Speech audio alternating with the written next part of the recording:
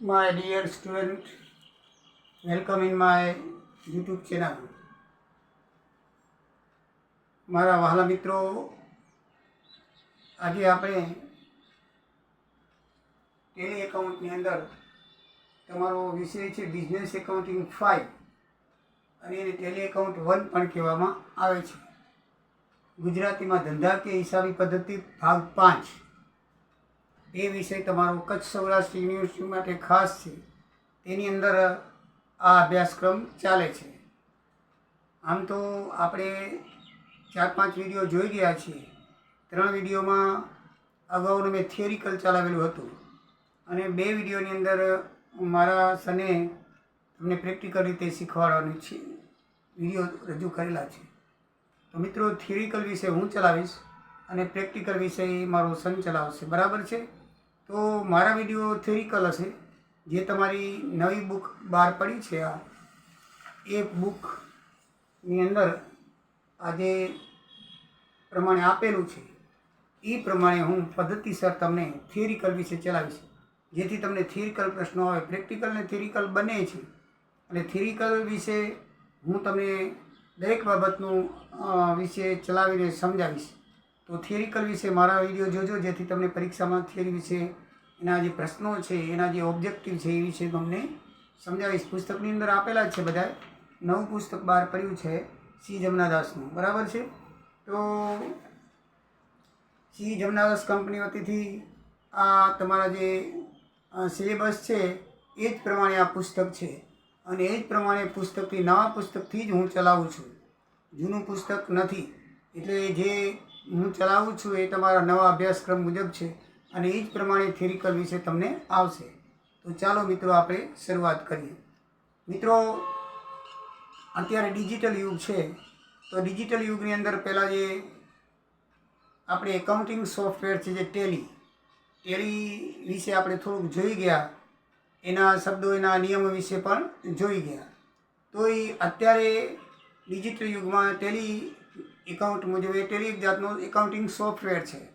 તો એ સોફ્ટવેર મુજબ તમારે હવે જો તમે સીએ બનશો કે એકાઉન્ટન્ટ બનશો કે, બરાબર છે, તો એમાં એ તમારે શીખવું ફરજિયાત છે અને તમને આવડવું જોઈએ.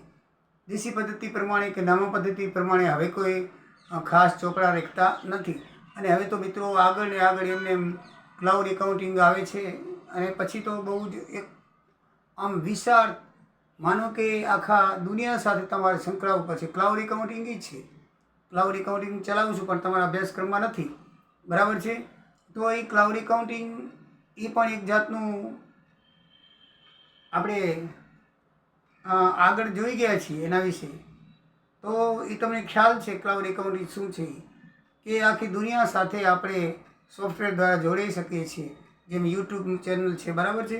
એવી રીતે જે આપણે યુટ્યુબથી કે ફેસબુકથી કે બીજી ઘણી બધી ચેનલો આવે છે, એના દ્વારા આપણે આખે દુનિયા સાથે જોડાયેલા છીએ. આપણે બધું જાણી શકીએ. બસ એ જ રીતે એકાઉન્ટિંગનું છે.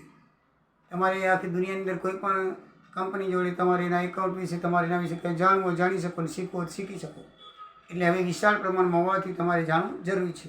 ચલો, વધારે વાતો ન કરતાં આપણે અભ્યાસક્રમ મુજબ જઈએ. તો નામા પદ્ધતિનો અર્થ અને ખ્યાલ. તો નામા પદ્ધતિ શું છે એના વિશે આપણે થોડુંક જોઈ ગયા છીએ, પણ હવે તમારા અભ્યાસક્રમ મુજબ આમ તો નામા પદ્ધતિ છે, એના તફાવત, એની લક્ષણો, એના હેતુઓ, એ બધું આપણે સેમ 1ની અંદર જોઈ ગયા છીએ, બરાબર? બીકોમ સેમિસ્ટર 1ની અંદર આપણે જોઈ ગયા છીએ F5માં. પણ છતાંય ટૂંકમાં અભ્યાસક્રમમાં છે એટલે ટૂંકમાં ખાલી ચર્ચા કરી લઈએ કે જેથી તમને પૂછાય તો તમે એના મુદ્દા લખી શકો. બહુ શોર્ટની અંદર આની અંદર પણ છે. એમાં કહી દીધેલું છે કે સેમિસ્ટર 1ની અંદર તમે શીખી ગયા છો. અત્યારે સેમિસ્ટર 5માં તમે આવ્યા એટલે F5માં તમે શીખી ગયેલા છો. બધું તમે જાણો જ છો, નિયમોનો ઉદ્દેશ, પણ એનો ઉલ્લેખ કરવો અત્યારે જરૂરી છે. તો આપણે ટૂંક ઉલ્લેખ આપણે જોઈ લઈએ, બરાબર છે? તો મિત્રો, આમ તો નામા પદ્ધતિ એટલે કે આર્થિક અને નાણાકીય સ્વરૂપના વ્યવહારો અને ઘટનાઓને ઓળખવાની, ખાતા મુજબ એનું વર્ગીકરણ કરવાની અને ખાતાના નિયમો મુજબ તેને હિસાબોમાં નોંધવાની, પછી એના અહેવાલો આપી અને પછી કાયદા કાનૂન મુજબ એની પ્રક્રિયા છે એ પ્રમાણે કરવાની અને તેનું વિશ્લેષણ અને તારણ કરી જે અર્થઘટન કરવાની આવે અને એની જે અર્થઘટન કરી નોંધવામાં આવે એની નામા પદ્ધતિ કહેવામાં આવે. આ નામા પદ્ધતિ એક જાતની કળા છે. એક જાતની નામો લખવું હોય જેમ તેમ નથી, બરાબર છે. જેને આવડતું હોય ને આવડે, તો એ એક જાતની કળા છે, વિજ્ઞાન છે અને ધંધા વ્યવસાયનો ત્રિવેણી સંગમ છે. આ કળા શક્તિ, રીત અને યુક્તિ પ્રયુક્તિ રીતે સર્વ સ્વીકૃત અને સર્વવ્યાપી પણ છે, જે આજની અદ્યતન ટેકનોલોજી અને વિજ્ઞાનનો સહારો લઈને હિસાબોની વ્યવસ્થિત માવજત સાથે હિસાબોનો ધંધાકીય, સંચાલકીય અને વહીવટી કાર્યભાર પૂર્ણ કરીને ભાવિ નિર્ણયાત્મક ઉપયોગ કરે છે. એ અર્થમાં નામા પદ્ધતિ એ કળા, વિજ્ઞાન અને ધંધા વ્યવસાયનો ત્રિવેણી સંગમ છે. એમણે પૂછાય કે નામા પદ્ધતિ એ કળા, વિજ્ઞાન અને ધંધા વિશેનો ત્રિવેણી સંગમ છે, સમજાવો. તો બસ આ રીતે એની વ્યાખ્યા લખી દેવાની, થોડીક ચર્ચા કરવાની અને છેલ્લે લખી નાખવાનું કે ભાઈ આ રીતે ધંધાના વ્યવસાયનો ત્રિવેણી સંગમ છે. એટલે તમને બરાબર આવડી ગયું હશે. બરાબર છે. હવે મિત્રો, નામું અને નામા પદ્ધતિ વચ્ચેનો તફાવત જોઈએ તો નામા પદ્ધતિનો એક ભાગ છે. બરાબર છે. આપણે એ એક ભાગ છે નામા પદ્ધતિનો. નામો વિશે આપણે જોઈ ગયા છીએ.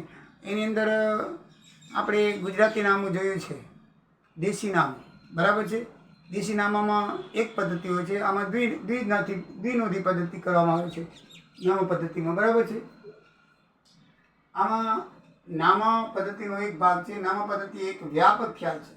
આની અંદર ટૂંકમાં હોય છે, નામાની અંદર ખાલી વ્યવહાર નોંધવામાં આવે. જ્યારે આની અંદર છે ને વ્યવહાર નોંધીને એની અસર શું થાય એ પણ જાણવામાં આવે છે. મુખ્યત્વે વ્યવહારની નોંધ થાય છે. જો ખાલી વ્યવહારની નોંધ થાય બસ કે ભાઈ આટલા લઈ ગયા ને આટલા આવ્યા ને આટલો માલ આટલો ગયો, જ્યારે આમાં વ્યવહારનું વિશ્લેષણ કરી અર્થઘટન કરવામાં આવે છે. બરાબર છે. એ ઉધાર વેચાણ હોય કે રોકડ વેચાણ હોય કે કઈ રીતનું વેચાણ છે એનું વિશ્લેષણ કરીને પછી એનું અર્થઘટન કરી નોંધ કરવામાં આવે છે. દૈનિક પ્રક્રિયા છે, આ સમયાંતર થતી પ્રક્રિયા છે. એટલે કે નામાની અંદર રોજે રોજના વ્યવહારો કરવામાં આવે, એ દૈનિક પ્રક્રિયા કહેવાય. જ્યારે આની અંદર છે ને સમયાંતર એટલે કે વાર્ષિક હિસાબો હોય છે. આપણે જોયું છે ને, વાર્ષિક હોય, છમાસિક હોય, એકમાસિક હોય, એટલે સમય અનુસાર એના અર્થઘટન કરવામાં આવે છે. પ્રક્રિયા છે ત્યારે નામા પદ્ધતિનો પ્રાથમિક ભાગ છે, અંતિમ તારણ રજૂ કરતો ઉચ્ચતર ભાગ છે. નામા પદ્ધતિની શરૂઆત છે, પ્રાથમિક ભાગ છે એ નામું છે. જ્યારે નામા પદ્ધતિ પોતે શું છે, એક તારણ રજૂ કરતો ઉચ્ચતર ભાગ છે કે ધંધાને વ્યવસાયનો એકદમ પારદર્શક ખ્યાલ આપતો એક ઉચ્ચતર ભાગ એટલે નામા પદ્ધતિ છે. તો આ રીતે મિત્રો 4 તફાવત છે. પરીક્ષામાં પૂછાય નામું અને નામા પદ્ધતિનો તફાવત શું છે, પ્રશ્ન છે જ અને પૂછાશે તો તમારે આ રીતે લખવાનું. હવે નામા પદ્ધતિની લાક્ષણિકતાઓ શું છે અને એના ઉદ્દેશો શું છે એના વિશે આપણે ચર્ચા કરીએ. તો નામા પદ્ધતિની લાક્ષણિકતાઓ પ્રથમ મૂળભૂત ઓળખ તરીકે તે મુજબ નોંધવાની પ્રક્રિયા છે. નામા પદ્ધતિ પ્રથમ મૂળભૂત ઓળખ કરી તે મુજબ નોંધવાની પ્રક્રિયા છે. તે વ્યવહારને ઓળખવામાં આવે છે અને તે મુજબ એની પ્રક્રિયા છે કે ઉધાર છે કે રોકડ છે કે કઈ રીતનો વ્યવહાર છે આપણે જાણીએ છીએ. અનેક પ્રકારનો વ્યવહાર હોય છે તો એના વિશે વિશ્લેષણ કરીને નોંધવાની પ્રક્રિયા થાય છે. નાણાકીય માહિતીની પદ્ધતિસર હિસાબી ગોઠવણી અને રજૂઆત. હવે નાણાકીય માહિતી હોય છે તો એને પદ્ધતિસરની ગોઠવણી થાય છે. નફા, બરાબર છે, એમાં નાણાકીય વ્યવહારો જે છે એ દાખલા તરીકે નફા નુકસાન ખાતા કે વ્યવહાર ખાતાની અંદર નોંધવામાં આવે છે અને એનું નાણાકીય પત્રક તૈયાર કરવામાં આવે છે. અને નાણાકીય પત્રક લીધે આપણી પાસે કેટલી બેલેન્સ છે એના વિશે આપણને ખ્યાલ આવશે. નફા નુકસાન ખાતું તૈયાર કરવામાં આવે છે. આમ જોઈએ તો મિત્રો નાણાકીય ટ્રાન્ઝેક્શન નું વ્યવસ્થિત એની અંદર લેખન પ્રક્રિયા થાય છે અને હિસાબ રાખવામાં આવે છે. એટલે કે નાણાકીય પદ્ધતિની વ્યવસ્થિત રીતે નોંધણી થાય અને વ્યવસ્થિત રીતે કેટલી બેલેન્સ છે તે આપણે જાણી શકીએ છીએ. આપણે જાણીએ છીએ. પછી ચોક્કસ હિસાબી નિયમો, હિસાબી સિદ્ધાંતો, ધોરણોનું પાલન થાય છે. તો નામા પદ્ધતિમાં ચોક્કસ હિસાબો હોય છે, એના નિયમો હોય છે અને નિયમોનું પાલન કરવું જરૂરી હોય છે. બરાબર છે. આપણે જોઈએ છીએ કે અનેક પ્રકારના ખાતા હોય છે, ખાતાના દરેકના અલગ નિયમો છે.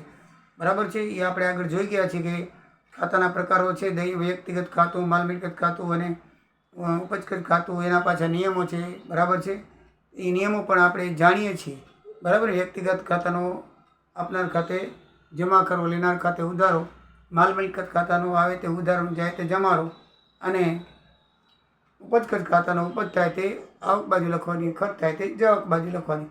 તો આ રીતે એના નિયમો છે એનું પાલન કરીને આપણે હિસાબો કરવાના હોય છે. હિસાબી કાનૂની પાલન. તો આપણે હિસાબ રાખીએ તો ઇન્કમ ટેક્સ કેટલો ભરવો પડે, બરાબર છે, એનું એ કાનૂન જે ગવર્મેન્ટ છે એના આપણે પાલન કરી શકીએ છીએ. જો હિસાબ રાખતા હોય તો આપણી આવક કેટલી છે એ આપણે જાણી શકીએ અને એના ઉપર આપણો ટેક્સ કેટલો હોય છે, બરાબર છે, એ ટેક્સ આપણે ભરવો પડે છે.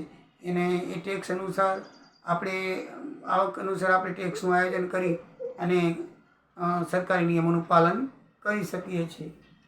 એવી રીતે વિવિધ પ્રકારના અંકુશ નિયંત્રણના સાધન તરીકે તો વિવિધ પ્રકારના અંકુશ એટલે કે આપણે ચોક્કસ પદ્ધતિથી કામ કરતા હોઈએ તો કર્મચારીઓ પર આપણે વિવિધ પ્રકારના અંકુશ રાખીએ છીએ કે જે ભાઈ કયો કર્મચારી બરાબર રીતે કામ કરે, વ્યવસ્થિત કામ કરે છે કે ભાઈ એના હિસાબમાં ગોટાળાઓ તો નથી, કારણ કે એમાં બધા જાતના આપણે વેચાણ વિભાગ અલગ હોય, ખરીદ વિભાગ અલગ હોય, બરાબર છે. એવી રીતે આપણે માલ સ્ટોક વિભાગ અલગ હોય અને અલગ અલગ કર્મચારી હોય તો એના અલગ અલગ હિસાબ હોવાથી આપણે નાણાં વિભાગ પણ અલગ રાખવામાં આવે છે, HRM. તો HRMની પણ આપણે વ્યવસ્થા કરી છે, આપણે જોઈ ગયા છીએ એના વિશે. તો આ બધી વિભાગો અલગ અલગ હોવાથી આપણે દરેક વિભાગો ઉપર નિયંત્રણ રાખી શકીએ છીએ. જો બધું એક સાથે હોય તો નિયંત્રણ રાખી શકતા નથી, પણ આ પદ્ધતિની અંદર તમારે બધા અલગ અલગ વિભાગો રાખવાના હોવાથી આપણે સારી રીતે નિયંત્રણ કરી શકીએ છીએ અને કદાચ કોઈ ઊંચાપત કંઈ થાય તો આપણે જાણી શકીએ છીએ. પછી ધંધાની કામગીરી દેખાવાની આર્થિક પરિસ્થિતિનો ખ્યાલ. ધંધાની કામગીરી એટલે કે આર્થિક પરિસ્થિતિ કેવી છે તે આપણે વાર્ષિક હિસાબો કરીએ છીએ ત્યારે નફા નુકસાન ખાતું અને બેલેન્સ શીટ બનાવીએ છીએ આપણે. તો પાકા સરિયા ઉપરથી આપણે દરેકને શેર હોલ્ડર હોય કે આપણે નાણાં ધીનાર હોય કે બેંકો હોય કે કોઈ પણ વ્યક્તિને એ આપણી કંપની વિશે ખ્યાલ આવી શકે છે કે ભાઈ આ કંપનીની સ્થિતિ શું છે, એની પાસે કેટલી મિલકતો છે, કેટલા દેવા છે, કેટલી અનામતો છે, કેટલી શેર મૂડી છે, બરાબર છે, કેટલા રોકડ કેસ છે, બધી મિલકતોનું વિવરણ આપણે બેલેન્સ શીટની અંદર હોય છે, જેથી એ જાણી શકાય છે. પરિસ્થિતિનો ખ્યાલ. સરખામણી કે તુલના કરી શકાય. આપણે બીજી કોઈ કંપની સાથે એની સરખામણી કે તુલના કરવી હોય તો આપણે કરી શકીએ છીએ કે ભાઈ કોઈ કંપની હોય, દાખલા ટાટા બિરલા છે તો મોટી કંપની છે, આપણે તમે જાણો છો, તો એની સરખામણી આપણે અદાણી જોડે કરવી હોય, બરાબર છે, અથવા બીજી કોઈ મોટી કંપની હોય એના વિશે સરખામણી કરવી હોય તો થઈ શકે. આપણી પ્રકારની કંપની ધરાવતા હોય તો, અથવા આપણી કંપની નાની હોય તો આપણા ધંધો કરતાં જેવી જ બીજી કંપની હોય કે ભાઈ એ કંપનીનો નફો આટલો થયો ને આપણો કેમ ઓછો થયો, તો એની રીતે સરખામણી કરી અને આપણે આપણા નબળાઈઓ હોય તે દૂર કરીને પાછું આપણે આપણો ધંધો વિકસાવી શકીએ છીએ. આ રીતે સરખામણી કે તુલના થઈ શકે છે. પછી 8મું છે ભાવિ આયોજનના નિર્ણય માટે માહિતીના સ્ત્રોત તરીકે. આપણે આપણા ધંધાનો વિકાસ કરવો હોય તો કયા કયા પગલાઓ લેવા જોઈએ તે આપણી ધંધાકીય પરિસ્થિતિ પ્રમાણે આપણે એની અંદર જાણી શકીએ છીએ. એની આપણને અલગ અલગ ઉદ્દેશો મળે. સ્ત્રોત એટલે આપણને માહિતી મળે છે બધી, બરાબર છે, કે ભાઈ આપણો ધંધો કયા પ્રમાણમાં છે. જો આપણો ધંધો બરાબર ચાલતો ન હોય તો તેના અનુસંધાને બીજી કંપની એવી જ હોય, એના આધારે આપણે જોઈએ કે આપણામાં શું ખામી છે, એ ખામી દૂર કરી અને આપણે નિર્ણય ભવિષ્યનો લઈ શકીએ છીએ. તો મિત્રો, એ 8 નામા પદ્ધતિના લાક્ષણિકતાઓ હતી. હવે નામા પદ્ધતિનો હેતુ ઉદ્દેશ શું છે જોઈએ. વ્યવહારોની વ્યવસ્થિત નોંધણી કરવામાં આવે છે. નામા પદ્ધતિ અંદર વ્યવહારો વ્યવસ્થિત રીતે અને પાછો નિયમાનુસાર કરવામાં આવે છે. તમે જાણો છો, દેવાદારો લેણદારોની માહિતી મળે છે, બરાબર છે. નાણાં પદ્ધતિનો હેતુ શું હોય છે કે આપણા કેટલા લેણદારો છે અને આપણા કેટલા દેવાદારો છે એ પણ સારી રીતે આપણે જાણી શકીએ છીએ. નાણાકીય પરિણામો જાણવા. આપણી નાણાકીય પરિસ્થિતિ કઈ છે એ આપણે આપણા કેશ ક્રેડિટ નોટ્સ હોય અથવા તો નાણાકીય પત્રક ઉપરથી અથવા તો બેલેન્સ શીટ ઉપરથી આપણે જાણી શકીએ છીએ કે આપણા આ ધંધાની નાણાકીય સ્થિતિ પરિસ્થિતિ કેવી છે. એ એનો મુખ્ય હેતુ છે. આર્થિક સ્થિતિ, નાણાકીય સ્થિતિ જાણવાનું મૂલ્યાંકન. આપણી આર્થિક સ્થિતિ અને નાણાકીય સ્થિતિ કેવી છે તે આપણે જાણવા માટે અને એનું મૂલ્યાંકન કરવા માટેનો પણ એક હેતુ હોય છે.